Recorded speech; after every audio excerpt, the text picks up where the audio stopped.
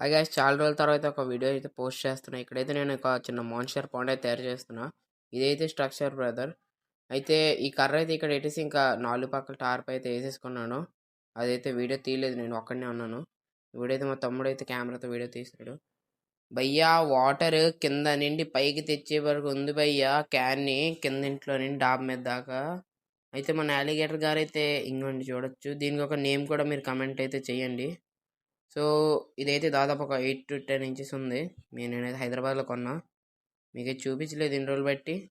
So ఇంకోండి దాన్ని అక్లిమేషన్ ప్రాసెస్కి అయితే పెట్టాను, ఇంకా తెలీదు. సో ఇంకోండి ఇదైతే పాండ్ అవుట్పుట్. నేనైతే చిన్న క్యాట్ ఫిషెస్ కూడా, స్పాటెడ్ క్యాట్ ఫిష్ అయితే ఎడుతున్నా.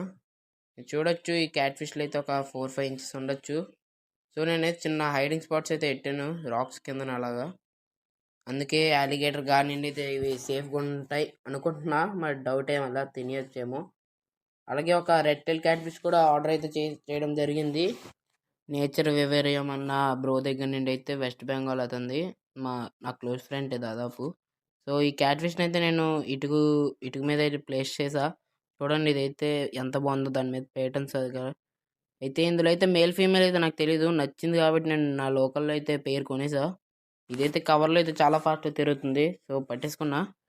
చూడొచ్చు ఇదైతే వెళ్ళగానే రాయి కిందకి అయితే దూరింది. అలాగే అలిగేటర్ అయితే ఒక మూలన అయితే దాక్కుని ఉంది, మీకు కనిపిస్తుంది అనుకుంటా. అయితే అంగోండి క్యాట్ ఫిష్ అక్కడ దాక్కుంది.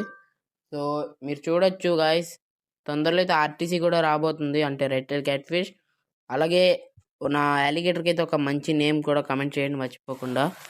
అలాగే ఇంకే ఫిషెస్ ఇందులో యాడ్ చేద్దాం, డెకోర్స్ అవన్నీ చెప్పండి. బాయ్.